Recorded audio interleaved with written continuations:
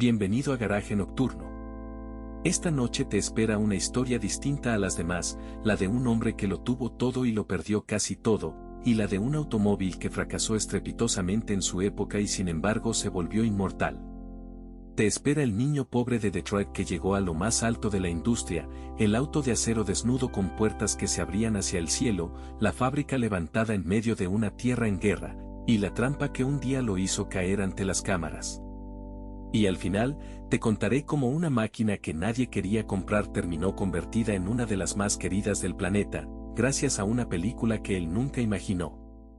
Acomódate, ajusta la almohada, apaga la luz, y déjame contarte esta historia despacio, mientras te vas quedando dormido. John DeLorean nació en 1925 en Detroit, la capital mundial del automóvil, en el seno de una familia humilde de inmigrantes.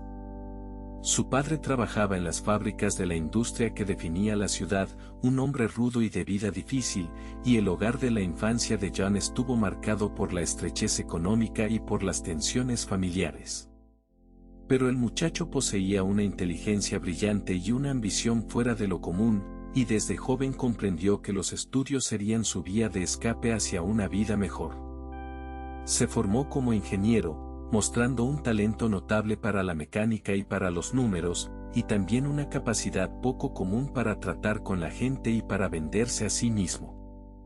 Aquella combinación, la del ingeniero riguroso y la del vendedor carismático, resultaría decisiva en su carrera y también, con el tiempo, en su caída. Comenzó a trabajar en la industria automovilística en una época dorada, cuando Detroit fabricaba los sueños sobre ruedas de toda una nación próspera y los automóviles crecían en tamaño, potencia y ambición año tras año. John ascendió con una rapidez que asombraba a todos. No era un ingeniero encerrado en su despacho, sino un hombre que entendía lo que el público deseaba antes incluso de que el público lo supiera. Tenía olfato para las tendencias, audacia para romper las reglas y una seguridad en sí mismo que rozaba la arrogancia. En pocos años pasó de ser un joven prometedor a convertirse en una de las estrellas ascendentes de la mayor corporación automovilística del mundo, un lugar donde las jerarquías eran rígidas y el conformismo se premiaba. John, sin embargo, nunca fue un hombre hecho para encajar en los moldes. Llevaba dentro una inquietud, un deseo de destacar y de hacer las cosas a su manera, que tarde o temprano tenía que chocar con el mundo gris y ordenado de los grandes ejecutivos. Pero antes de aquel choque, aún le esperaban los años del triunfo, en los que su nombre quedaría ligado para siempre a uno de los automóviles más célebres de una generación entera. El golpe de genio que catapultó a John DeLorean a la fama dentro de la industria llegó a mediados de los años 60, cuando dirigía una de las divisiones de la gran corporación. Por entonces, la empresa tenía normas internas que limitaban el tamaño de los motores que se podían montar en los automóviles de tamaño medio, con la idea de mantener un orden entre sus distintas gamas. John, con la astucia del rebelde que conoce las reglas para saltárselas, encontró un resquicio. En lugar de presentar un modelo nuevo para su aprobación, ofreció un motor grande y potente como una simple opción dentro de un coche ya existente, sorteando así las restricciones. El resultado fue un automóvil de tamaño contenido pero con un motor enorme y rugiente, una máquina relativamente asequible capaz de acelerar con una furia que hasta entonces estaba reservada a coches mucho más caros. Aquel vehículo encendió a toda una generación de jóvenes que ansiaban velocidad y emoción, y se convirtió en un éxito arrollador. Sin proponérselo del todo, John había ayudado a crear una categoría entera de automóviles. Aquellos coches de motor gigante y espíritu callejero que definirían una época y que despertaban pasiones encendidas entre los aficionados. El éxito comercial fue tan grande que su nombre quedó asociado para siempre a aquel fenómeno. De la noche a la mañana, John DeLorean dejó de ser un ejecutivo más para convertirse en una celebridad dentro del mundo del motor, el hombre que había entendido el deseo de una generación y lo había traducido en chapa y gasolina. Aquel triunfo le dio poder, prestigio y una confianza aún mayor en su propio instinto. Ascendió a puestos cada vez más altos dentro de la corporación, y muchos empezaron a verlo como un futuro líder de toda la empresa, quizá incluso como el hombre destinado a dirigirla algún día. Pero aquel mismo éxito, aquella fama que lo distinguía de los ejecutivos grises que lo rodeaban, empezó también a separarlo del mundo conservador y disciplinado en el que había prosperado. A medida que crecía su fama, John DeLorean se fue transformando en una figura que no encajaba en absoluto con la imagen tradicional del alto ejecutivo de la industria del automóvil. Mientras sus colegas vestían trajes oscuros y sobrios y llevaban vidas discretas, John cultivaba un aspecto llamativo y moderno, con el cabello más largo, ropa a la moda y una presencia física imponente que había refinado con el tiempo. Se movía entre celebridades, frecuentaba los ambientes de la alta sociedad y el espectáculo, y su vida personal, llena de romances con mujeres famosas y hermosas, alimentaba las columnas de chismes. Se había convertido, en esencia, en una estrella, algo insólito para un hombre de su profesión. Aquella imagen glamurosa lo hacía enormemente popular fuera de la empresa, pero dentro de ella despertaba recelos y envidias. La cultura de la gran corporación era profundamente conservadora, jerárquica y alérgica a las individualidades demasiado brillantes. Se esperaba que los ejecutivos fueran leales, discretos y previsibles, piezas de un engranaje enorme, y John era todo lo contrario, visible, imprevisible y convencido de tener siempre la razón. Empezó a criticar abiertamente la burocracia y el conformismo de la empresa, a chocar con sus superiores y a expresar su frustración por lo que consideraba una falta de audacia y de visión. Se sentía atrapado en una estructura que ahogaba la creatividad y que, a su juicio, fabricaba automóviles cada vez más mediocres por miedo a arriesgar. La tensión entre aquel hombre ambicioso y singular y el mundo rígido que lo rodeaba se fue haciendo insostenible. Aunque su carrera seguía en teoría en ascenso, y aunque se hablaba de él como un posible futuro presidente, John sentía cada vez con más fuerza que aquel no era su lugar, que su destino no consistía en heredar el trono de una empresa ajena, sino en construir algo enteramente suyo. La semilla de una idea audaz y peligrosa empezaba a crecer en su interior. En 1973, para asombro de toda la industria, John DeLorean renunció a su altísimo cargo en la mayor corporación automovilística del mundo, abandonando un futuro casi asegurado en la cima del poder empresarial. Muchos no daban crédito. ¿Cómo podía un hombre a las puertas de dirigir un imperio dejarlo todo por una aventura incierta? Pero John estaba decidido a perseguir un sueño que lo obsesionaba, construir su propio automóvil, con su propio nombre, a su manera, sin las cadenas de la burocracia que tanto había despreciado. No quería fabricar un coche cualquiera. En su mente se dibujaba la idea de un automóvil distinto, casi una declaración de principios. Criticaba a la industria por producir vehículos que consideraba diseñados para volverse obsoletos, para pasar de moda y romperse pronto, obligando a la gente a comprar uno nuevo cada pocos años. Él soñaba con lo contrario, un coche pensado para durar, seguro, sólido, atemporal, un automóvil que su dueño pudiera conservar durante décadas. Lo llamó, con cierta grandilocuencia, un coche ético, y aquella idea se convirtió en el corazón de su proyecto y en su gran argumento de venta. Fundó su propia empresa automovilística, una hazaña extraordinaria, pues crear un fabricante de coches desde cero es una de las empresas más difíciles y costosas que existen, un terreno sembrado de ruinas donde casi todos los que lo intentan fracasan. Necesitaba una fortuna para desarrollar el automóvil, construir una fábrica y ponerla en marcha, y se lanzó a la titánica tarea de reunir el dinero, convenciendo a inversores, celebridades y concesionarios de que se sumaran a su visión. Su carisma legendario, aquella capacidad para vender cualquier cosa, incluido él mismo, se convirtió en su mayor herramienta. Prometía a todos que estaba a punto de revolucionar la industria, de demostrar que un hombre con visión podía hacer lo que las grandes corporaciones no se atrevían. Y muchos, seducidos por su encanto y por su historial de éxitos, decidieron creerle. El automóvil que John DeLorean imaginaba debía ser, ante todo, un deportivo, pero un deportivo con alma propia, distinto a todo lo que rodaba por las carreteras. Debía combinar la belleza y la emoción de un coche deportivo con las virtudes de seguridad y durabilidad que él predicaba, un objeto de deseo que además fuera sensato y perdurable. Sobre el papel, la idea era seductora y encajaba a la perfección con el espíritu de una época que empezaba a preocuparse por la seguridad en las carreteras y por el despilfarro. John hablaba de su futuro automóvil con una pasión contagiosa, describiéndolo como una máquina que rompería con la lógica del usar y tirar de la industria, un coche que la gente amaría y conservaría toda la vida. Aquel discurso idealista atrajo a inversores y admiradores, y construyó alrededor del proyecto un aura de aventura casi romántica, la del hombre valiente que desafiaba al sistema para ofrecer algo mejor al público. Sin embargo, entre el sueño y la realidad se abría un abismo enorme.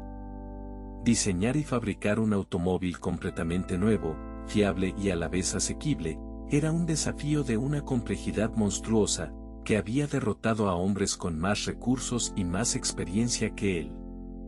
John tenía la visión, el carisma y la ambición, pero le faltaban muchas de las piezas necesarias para semejante empresa, y confiaba quizá en exceso en su propia estrella. Aún así, avanzó con una determinación imparable. Reunió a un equipo, buscó a los mejores talentos que pudo permitirse y empezó a dar forma a su idea, convencido de que el mundo estaba a punto de conocer un automóvil que llevaría su nombre y que lo haría pasar a la historia. Y en cierto modo no se equivocaba, aunque la historia acabaría siendo muy distinta de la que él había soñado. Para dar forma visible a su sueño, John DeLorean recurrió a uno de los más grandes diseñadores de automóviles de su tiempo, un maestro italiano cuyo nombre estaba detrás de algunos de los coches más hermosos de aquellas décadas. Aquel diseñador poseía un don extraordinario para las líneas limpias y modernas, para las formas anguladas y precisas que definirían la estética del automóvil durante años. Bajo su lápiz, el coche de John tomó una silueta baja, afilada y futurista, con una forma de cuña que parecía diseñada para cortar el aire y para anunciar que se trataba de una máquina llegada del mañana. No tenía las curvas sensuales de los deportivos italianos clásicos, sino una elegancia más geométrica y racional, casi arquitectónica, que resultaba impactante y original. Aquellas líneas tan características harían que el automóvil fuera reconocible al instante, inconfundible entre miles, una cualidad valiosísima para un coche que necesitaba destacar y grabarse en la memoria del público. El diseño era, sin duda, uno de los mayores aciertos del proyecto, una obra de arte sobre ruedas que capturaba a la perfección el espíritu de una época fascinada por el futuro, por la tecnología y por las formas angulosas. Cuando la gente veía por primera vez aquella silueta, era difícil no quedar impresionado. El coche prometía visualmente todo lo que John pregonaba con palabras: modernidad, audacia, atemporalidad. Parecía un vehículo salido de una película de ciencia ficción, y en cierto modo aquella impresión resultaría profética. Pero un automóvil no es solo su forma exterior, por hermosa que sea. Bajo aquella carrocería deslumbrante había que colocar un motor, una mecánica, una estructura, y era allí, en lo que no se veía, donde el sueño empezaría a encontrar sus primeras y graves dificultades. La belleza del diseño, tan celebrada, terminaría contrastando dolorosamente con las carencias de lo que se escondía bajo ella. De todos los rasgos que hacían inconfundible al automóvil de John DeLorean, ninguno resultaba tan espectacular y tan cargado de romanticismo como sus puertas. En lugar de abrirse hacia los lados, como en casi todos los coches del mundo, se abrían hacia arriba, elevándose sobre bisagras situadas en el techo, extendiéndose como las alas de un ave a punto de emprender el vuelo. Aquel tipo de puertas, poco común y difícil de fabricar, dotaba al vehículo de una teatralidad irresistible. Verlo abrir sus portezuelas en un aparcamiento era un pequeño espectáculo que detenía a los transeúntes y que confería a su dueño, por un instante, un aire de protagonista de película. Aquellas puertas conectaban con una tradición muy noble, la de algunos deportivos legendarios del pasado que habían usado un sistema parecido, y le daban al coche un aura de exclusividad y de aventura. Eran, sin duda, un golpe maestro de imagen, un detalle que garantizaba que nadie olvidaría el automóvil una vez lo hubiera visto. Sin embargo, como tantas cosas hermosas y llamativas, aquellas puertas escondían también sus complicaciones. Diseñar un mecanismo que las abriera y cerrara con suavidad, que sellara bien contra la lluvia y que resultara fiable con el paso del tiempo era un desafío técnico considerable, y no siempre se resolvió a la perfección. Además, requerían un espacio libre por encima del coche para poder abrirse, lo que podía volverse incómodo en garajes bajos o en aparcamientos estrechos. Pero en el terreno de la fascinación y del deseo, aquellas alas cumplían su función a la perfección. Eran la firma inconfundible del automóvil, la imagen que quedaría grabada en la mente de millones de personas, muchas de las cuales jamás llegarían a conducir uno. Aquellas puertas que se abrían hacia el cielo se convertirían, con el tiempo, en el símbolo mismo del coche, y buena parte de su fama futura, aquella que ni el propio John podía imaginar, descansaría precisamente sobre el gesto teatral de aquellas alas desplegándose bajo las luces. Había otro rasgo que hacía del automóvil de John DeLorean una rareza absoluta en el mundo del motor, y era el material de su carrocería. En lugar de estar pintado con los colores brillantes habituales, el coche mostraba su superficie de acero inoxidable al desnudo, con un acabado cepillado de un tono gris plateado y mate, sin una sola capa de pintura que lo cubriera. Aquella decisión, insólita y audaz, encajaba a la perfección con la filosofía que John predicaba. Un coche sin pintura no podía sufrir arañazos que estropearan su color ni desconchones que lo afearan con el tiempo, y en teoría resistiría mejor el paso de los años, fiel a la idea del automóvil duradero y atemporal que su creador soñaba. El acero desnudo reforzaba además la imagen futurista y tecnológica del vehículo, dándole un aspecto casi metálico e industrial que lo distinguía de cualquier otro coche en la carretera. Parecía menos un automóvil convencional y más un objeto llegado de otro tiempo, una escultura de metal en movimiento. Aquella apariencia única contribuyó enormemente a la personalidad del coche y a su capacidad para llamar la atención y para grabarse en la memoria. Pero, como ocurría con casi todas las decisiones brillantes de aquel proyecto, el acero desnudo tenía también su reverso práctico. Aquella superficie mostraba con facilidad las huellas de los dedos, se ensuciaba a su manera y requería cuidados especiales para mantener su aspecto impecable.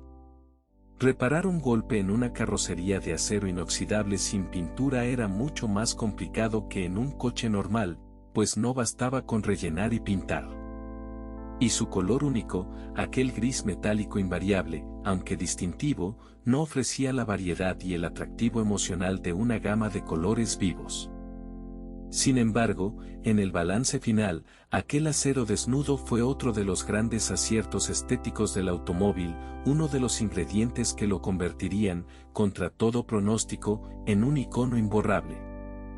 Junto con las puertas de gaviota y la silueta de cuña, aquel metal sin pintar completaba la trinidad de rasgos que harían del coche una máquina inolvidable, más allá de sus virtudes o defectos como vehículo para conducir. Diseñar la hermosa silueta del automóvil era una cosa, conseguir que aquella forma se convirtiera en un coche real, capaz de moverse, frenar y comportarse con seguridad, era otra muy distinta y mucho más difícil. El proyecto de John DeLorean acumulaba retrasos y problemas técnicos, y el sueño amenazaba con quedarse atascado en la fase de desarrollo, devorando dinero sin producir resultados. Para salvar la situación, John recurrió a una prestigiosa firma británica de coches deportivos, dirigida por un ingeniero legendario, un genio de la ligereza y del comportamiento dinámico admirado en todo el mundo por sus brillantes creaciones de competición y de calle. Aquella empresa se hizo cargo de la ingeniería del automóvil, de transformar el concepto en una máquina que funcionara de verdad. El trabajo se realizó a contrarreloj, bajo una enorme presión de tiempo y de presupuesto, pues el dinero empezaba a escasear y los plazos apremiaban.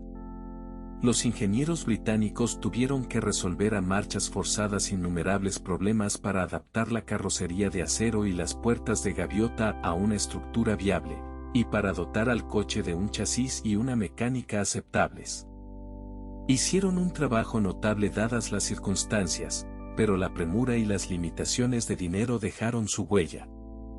Muchas decisiones se tomaron buscando la solución más rápida o más barata en lugar de la mejor, y el automóvil resultante, aunque funcional, distaba de ser la joya técnica que su hermoso aspecto prometía. Aquella colaboración entre el soñador americano y los ingenieros británicos salvó el proyecto de un naufragio temprano y permitió que el coche llegara por fin a existir. Pero también sembró algunas de las debilidades que más adelante lastrarían al automóvil, pues bajo la carrocería deslumbrante se escondía una mecánica nacida de compromisos, de prisas y de recortes, muy lejos de la perfección que John pregonaba en sus discursos.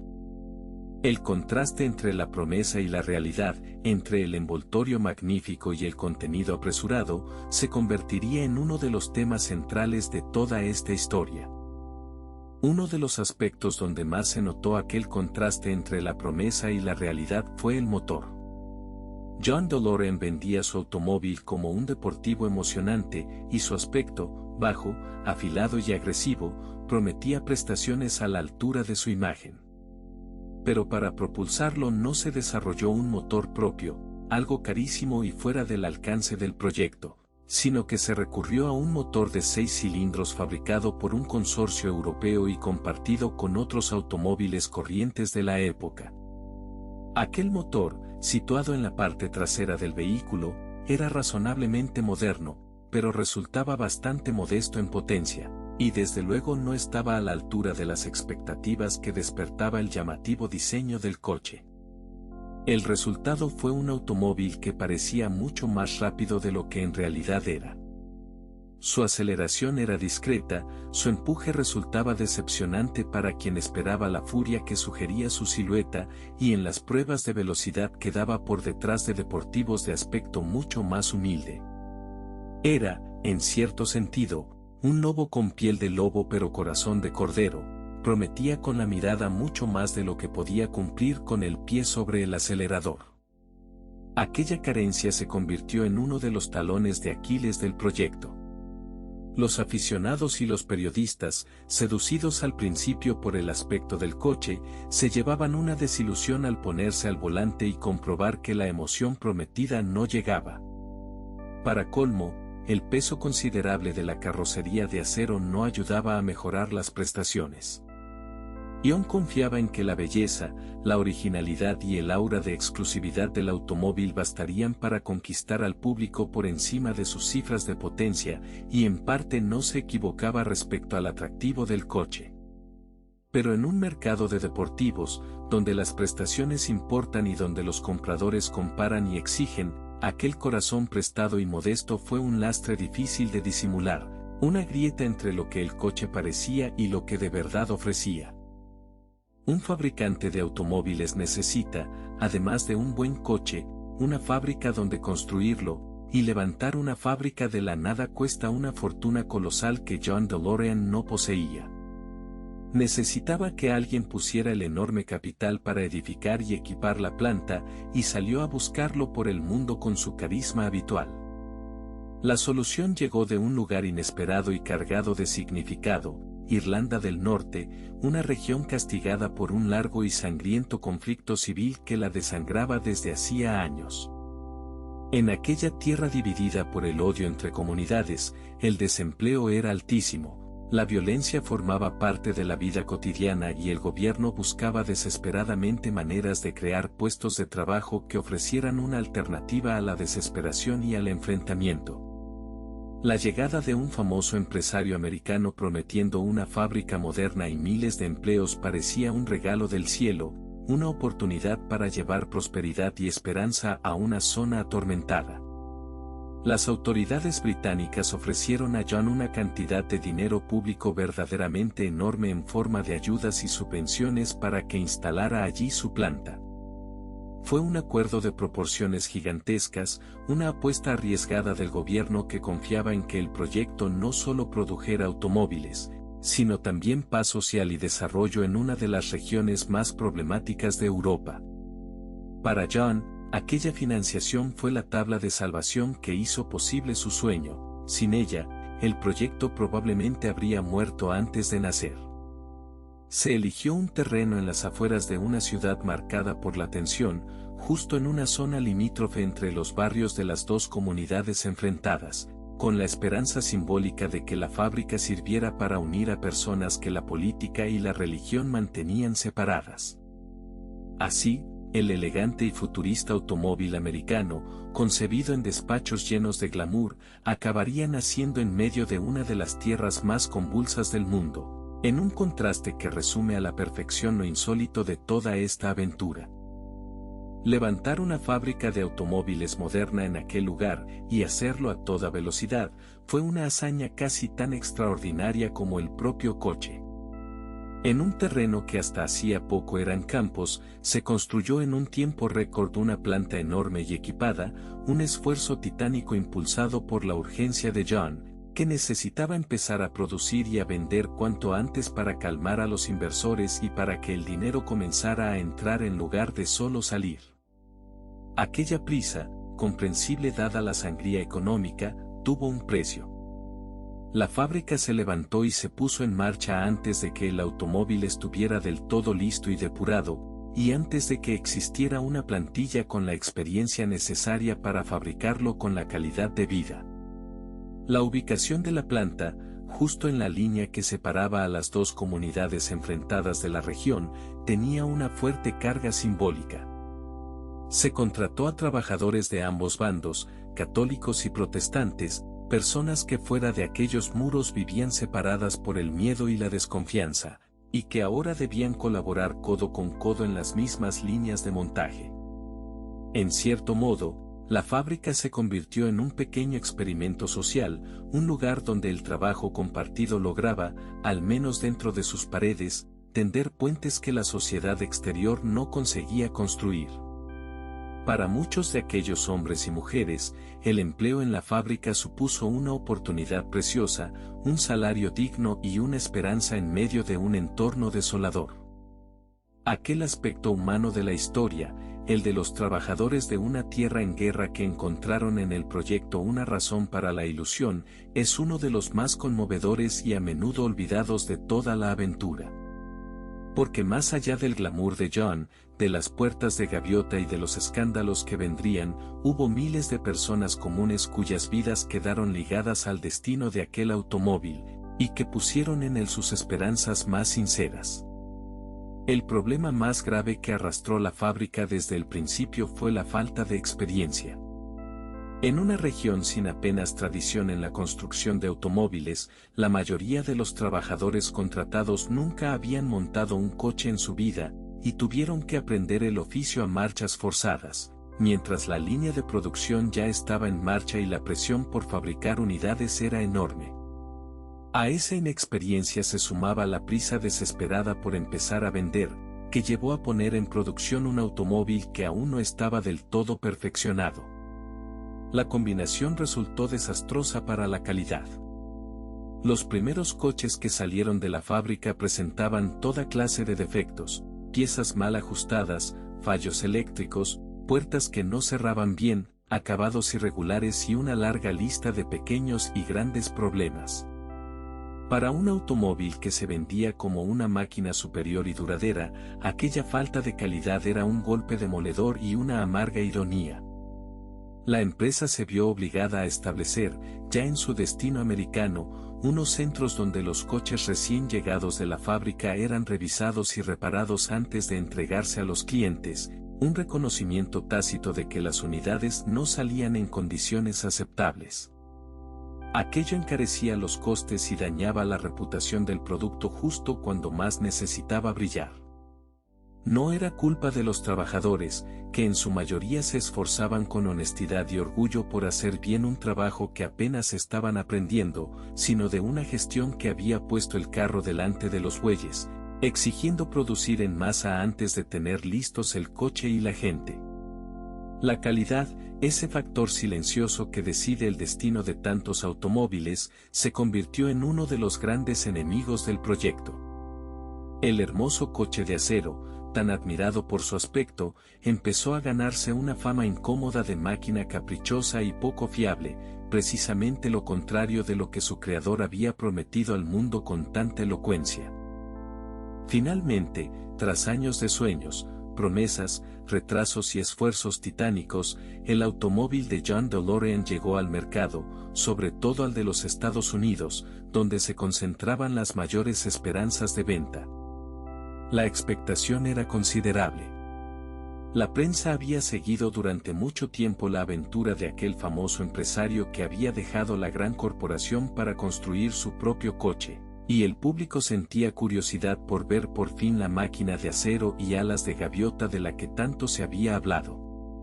Los concesionarios recibieron los primeros ejemplares, y aquellas siluetas plateadas y futuristas, con sus puertas abriéndose hacia el cielo, causaban sensación allá donde aparecían.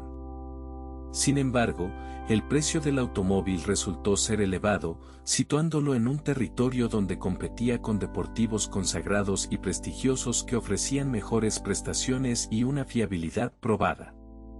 John apostaba a que el atractivo único de su creación, su diseño inconfundible y el aura romántica del proyecto justificarían aquel precio y conquistarían a un público dispuesto a pagar por algo distinto y especial. Y al principio, durante un breve periodo de gracia, pareció que la apuesta podía salir bien. La novedad y la fascinación por el coche generaron un interés inicial, y algunos entusiastas, seducidos por la imagen y por la historia, se lanzaron a comprarlo. Pero aquel primer impulso, alimentado por la curiosidad y la expectación, no tardaría en toparse con la dura realidad. Los compradores y los periodistas empezaron a conducir el automóvil, a examinarlo de cerca, a compararlo con la competencia, y a descubrir la distancia que separaba la deslumbrante promesa de la experiencia real. El momento del estreno, cargado de esperanza, marcó en realidad el comienzo del principio del fin, pues fue entonces cuando el sueño de John, tras años protegido en el terreno de las ideas y las promesas, quedó por fin expuesto al juicio implacable del mercado. Cuando los periodistas especializados y los primeros propietarios empezaron a conducir el automóvil en el mundo real, el veredicto fue tan claro como doloroso. Casi todos coincidían en alabar su aspecto, la silueta era magnífica, las puertas de gaviota resultaban espectaculares y el acero desnudo le daba una presencia única. Pero al hablar de cómo se comportaba el coche en la carretera, los elogios se apagaban. Señalaban que las prestaciones no estaban a la altura de la imagen, que la aceleración decepcionaba, que el automóvil pesaba y no ofrecía la emoción que su aspecto prometía. Criticaban también los numerosos defectos de calidad, los detalles mal resueltos y la sensación de que, bajo aquella carrocería deslumbrante, había un coche apresurado e imperfecto. Y sobre todo, cuestionaban el precio, considerado excesivo para lo que la máquina ofrecía en realidad, sobre todo teniendo en cuenta la fuerte competencia de deportivos consagrados que costaban lo mismo o menos y rendían mucho más. Aquellas críticas hicieron un daño enorme, porque un deportivo vive en gran medida de su reputación, del deseo que despierta y de la admiración que genera, y aquel coche empezó a arrastrar la fama incómoda de ser más apariencia que sustancia, un objeto bello pero decepcionante al volante. La brecha entre la promesa y la realidad, que había acompañado al proyecto desde el diseño, salía ahora a la luz ante los ojos del público. John DeLorean había prometido un automóvil superior, ético, duradero y excepcional, y muchos sentían que lo que habían recibido era un coche de aspecto fascinante pero de mecánica modesta y calidad discutible. Aquella desilusión enfrió con rapidez el entusiasmo inicial. La curiosidad que había impulsado las primeras ventas se agotó, y el boca a boca, que puede ser el mejor aliado o el peor enemigo de un producto, empezó a jugar en contra. El sueño, tan hermoso sobre el papel y tan deslumbrante a la vista, se estrellaba contra la exigente realidad de un mercado que juzgaba con la cabeza fría y con la cartera en la mano. A las críticas se sumó un factor externo devastador: el momento económico no podía haber sido peor. Justo cuando el automóvil llegaba al mercado, la economía atravesaba una época difícil, con tipos de interés altísimos que encarecían los préstamos y una recesión que hacía a la gente cautelosa con sus gastos. En semejante clima, un deportivo caro y de imagen dudosa era exactamente el tipo de capricho que los compradores posponían o descartaban. Las ventas, que ya habían perdido el impulso de la novedad, se desplomaron. Los coches empezaron a acumularse sin vender, primero en los concesionarios y luego en enormes campas de almacenamiento, filas y filas de siluetas plateadas y relucientes que nadie compraba, aparcadas bajo el cielo, esperando a unos dueños que no llegaban. Aquella imagen de los automóviles invendidos amontonándose era una metáfora perfecta y cruel de la situación de la empresa.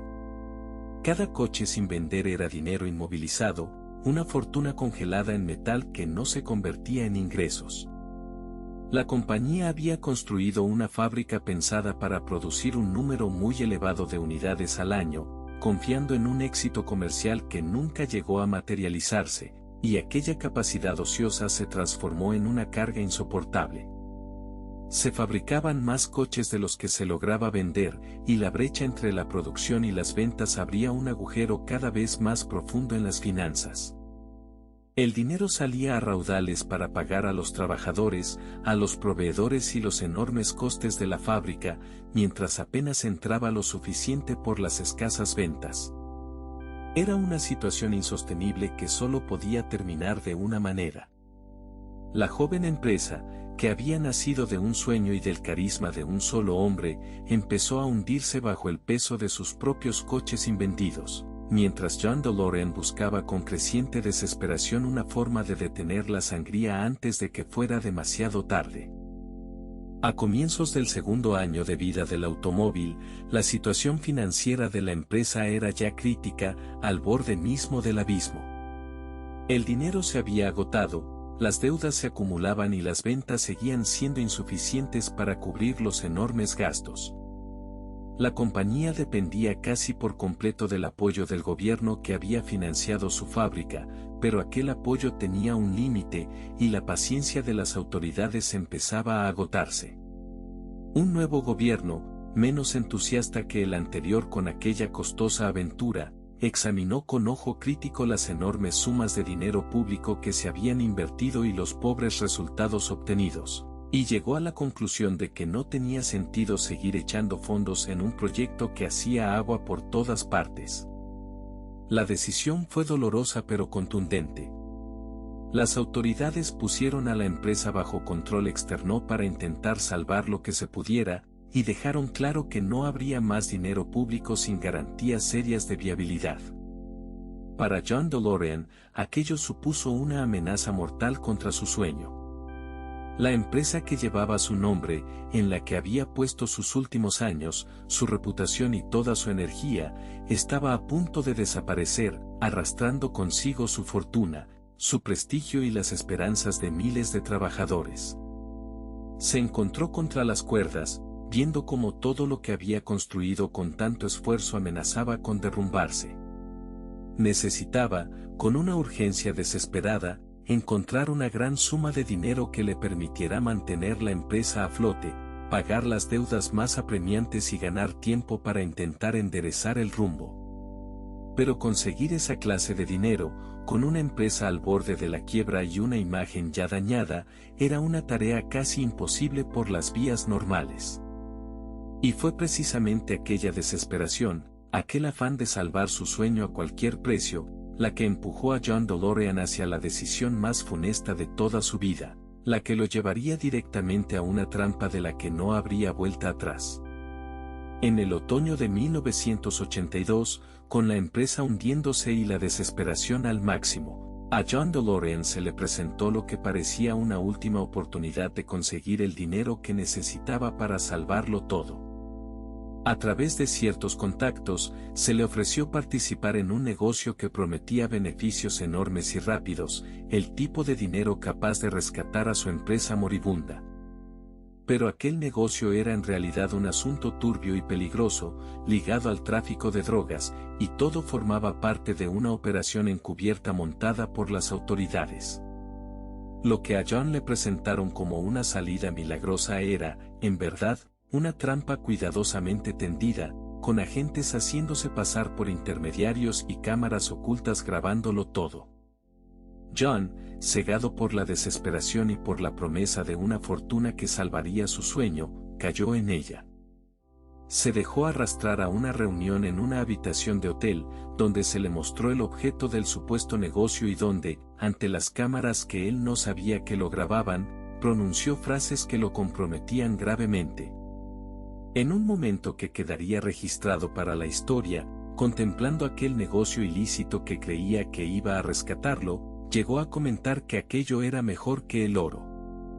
Fue una frase terrible, dicha por un hombre acorralado que veía en aquel turbio asunto la tabla de salvación para todo lo que había construido. Instantes después, los supuestos socios se identificaron como agentes de la ley, y John DeLorean, el brillante ejecutivo, el creador del hermoso automóvil de acero, el hombre que había soñado con revolucionar la industria, fue detenido. La caída del ídolo fue instantánea y estrepitosa. En cuestión de horas, la noticia dio la vuelta al mundo, y la imagen del famoso empresario arrestado por un asunto de drogas sepultó de golpe cualquier esperanza que quedara para su empresa y para su reputación. La detención de John DeLorean se convirtió en un escándalo mundial de proporciones enormes. El contraste entre la imagen glamurosa del empresario de éxito, con su fábrica futurista y su coche de alas de gaviota, y la sordidez de una acusación por narcotráfico, resultaba irresistible para la prensa. Su rostro apareció en las portadas de todo el planeta, y su nombre, antes asociado a la innovación y al lujo, quedó de pronto ligado al escándalo y a la vergüenza. Para la empresa, ya al borde de la muerte, aquel golpe fue definitivo. Ningún inversor sensato querría acercarse a una compañía cuyo fundador acababa de ser detenido en semejantes circunstancias, y las últimas esperanzas de rescate se desvanecieron por completo. La fábrica, aquella planta levantada con tantas ilusiones en una tierra en guerra, cerró sus puertas, y miles de trabajadores, hombres y mujeres que habían depositado en el proyecto su esperanza de un futuro mejor, perdieron su empleo. Para muchos de ellos, en una región castigada por el paro y la violencia, fue un golpe durísimo, el fin de un sueño colectivo que por un tiempo les había dado ilusión y dignidad. El coste humano de aquel derrumbe, a menudo eclipsado por el drama personal de John, fue enorme y muy real. Mientras tanto, John DeLorean se preparaba para enfrentar la justicia en un juicio que atraería la atención de todo el mundo. Su libertad, su honor y lo que quedaba de su vida estaban en juego. El hombre que lo había arriesgado todo por construir su propio automóvil se encontraba ahora luchando por algo mucho más elemental, demostrar su inocencia y no terminar sus días en prisión. La historia del deportivo de acero, que había empezado como una aventura empresarial romántica, se había transformado en un drama judicial digno de una película, seguido con avidez por millones de personas.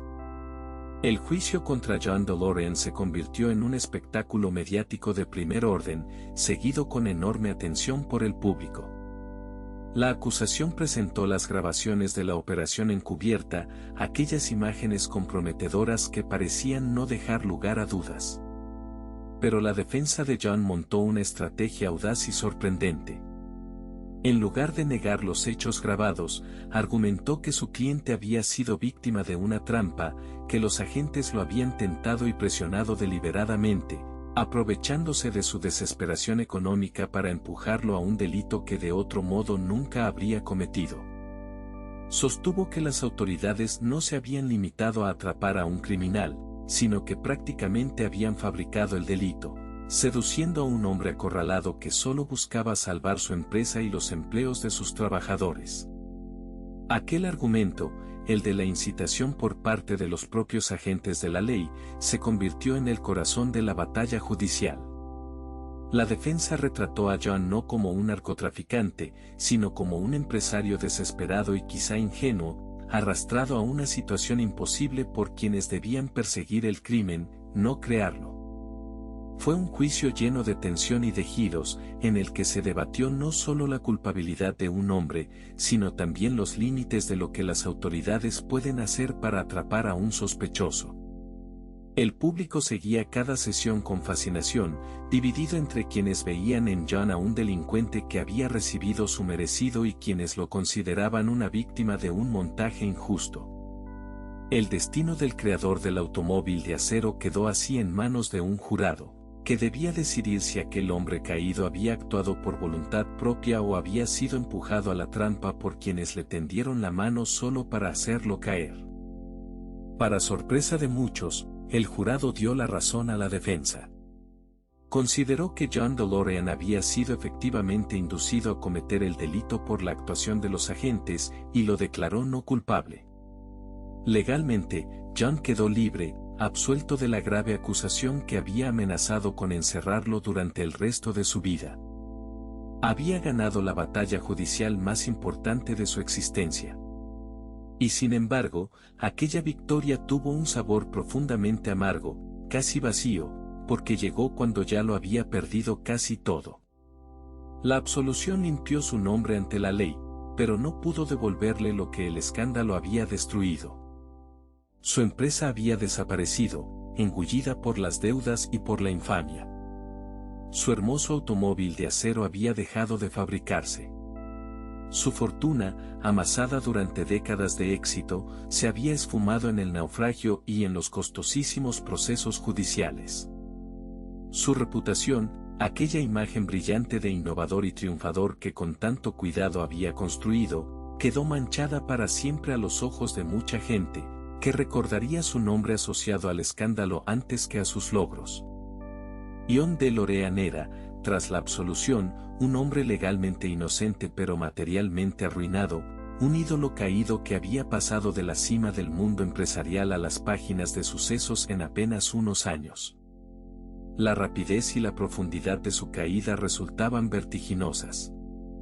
Aquel que había codeado con celebridades, que había soñado con revolucionar la industria del automóvil y que había desafiado a las mayores corporaciones del mundo, se encontraba ahora despojado de casi todo, cargando con el peso de un fracaso monumental y de un escándalo imborrable.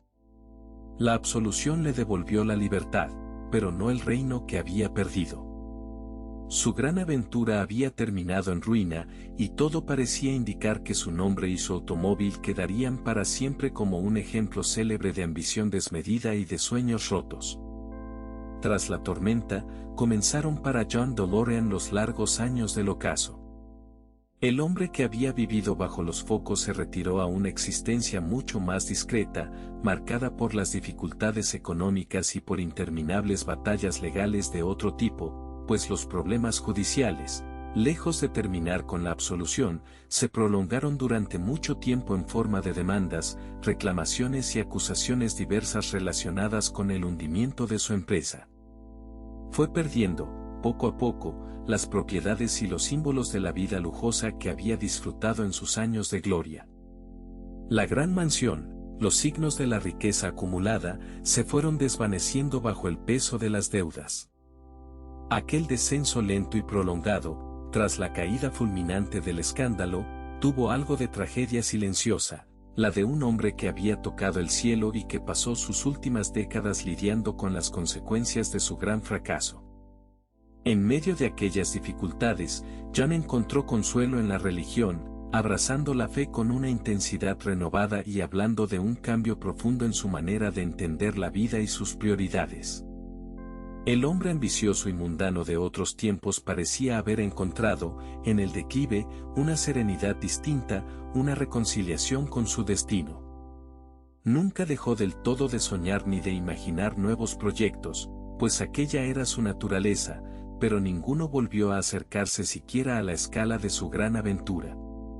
Vivió lo suficiente para presenciar algo extraordinario e inesperado, algo que ni en sus sueños más optimistas habría podido prever, que su automóvil, aquel coche que había fracasado comercialmente y que había arruinado su vida, se estaba convirtiendo, con el paso de los años, en una leyenda querida por millones de personas en todo el mundo.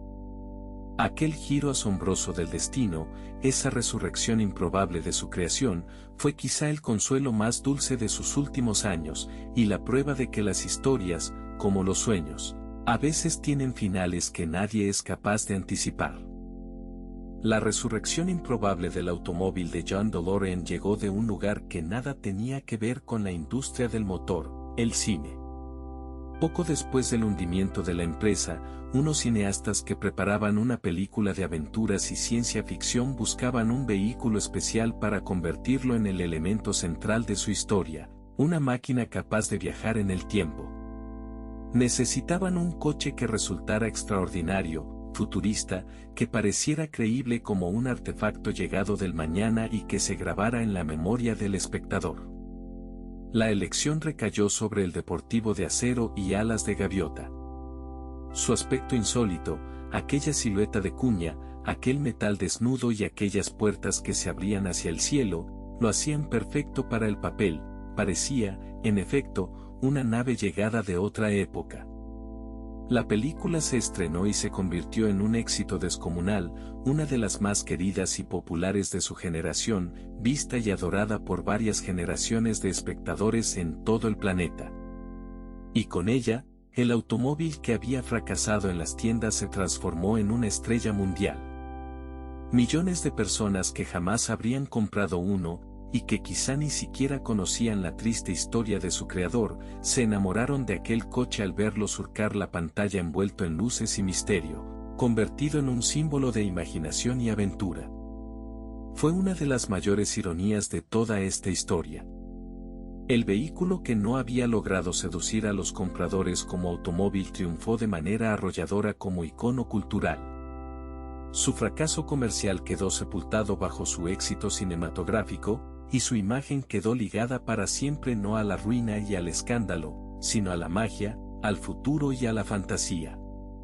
John DeLorean había soñado con crear un coche que la gente amara y conservara toda la vida, y de un modo que él jamás habría imaginado. Aquel sueño se cumplió, aunque no en las carreteras, sino en el corazón de millones de espectadores. Y así llegamos al final de esta historia, que es también una reflexión sobre lo caprichoso del destino y sobre las extrañas formas que tiene la fama de recompensar a quienes menos lo esperan. El automóvil de John DeLorean fue, según los criterios del mundo de los negocios, un fracaso rotundo. Se fabricaron relativamente pocas unidades antes de que la empresa se hundiera, arrastró a su creador a la ruina y al escándalo, y cerró una fábrica dejando a miles de personas sin trabajo. Por todas las medidas convencionales, fue una de las grandes catástrofes empresariales de su época, un ejemplo clásico de ambición desbordada y de sueños que chocan contra la dura realidad. Y sin embargo, décadas después, aquel coche es amado y admirado por una comunidad entusiasta de seguidores repartidos por todo el mundo. Los pocos ejemplares que se construyeron son cuidados con devoción, restaurados con mimo y exhibidos con orgullo en reuniones donde sus dueños celebran la máquina que un día nadie quería. Su imagen adorna camisetas, juguetes y carteles, y su silueta con las puertas abiertas hacia el cielo es reconocida al instante por personas de todas las edades, muchas de las cuales asocian el coche a la magia del cine antes que a cualquier otra cosa. Aquel automóvil imperfecto, de motor modesto y calidad discutible, se ha convertido en un objeto de culto, en una leyenda de acero que ha sobrevivido con creces a la empresa que lo fabricó y al hombre que lo soñó. Hay en ello una lección hermosa y melancólica, que el valor de las cosas no siempre se mide en el momento en que nacen, y que a veces lo que el mundo desprecia en su día termina siendo querido por generaciones futuras. John DeLorean quiso construir un automóvil que perdurara, y aunque su empresa se desmoronó y su vida se llenó de sombras, en cierto modo lo consiguió. Su coche de acero desnudo no solo perduró, sino que se hizo inmortal. Descansa tranquilo, que la historia queda contada, y aquellas alas de gaviota seguirán abriéndose hacia el cielo, en la pantalla y en la memoria, mientras alguien en algún lugar siga soñando con viajar más allá del tiempo.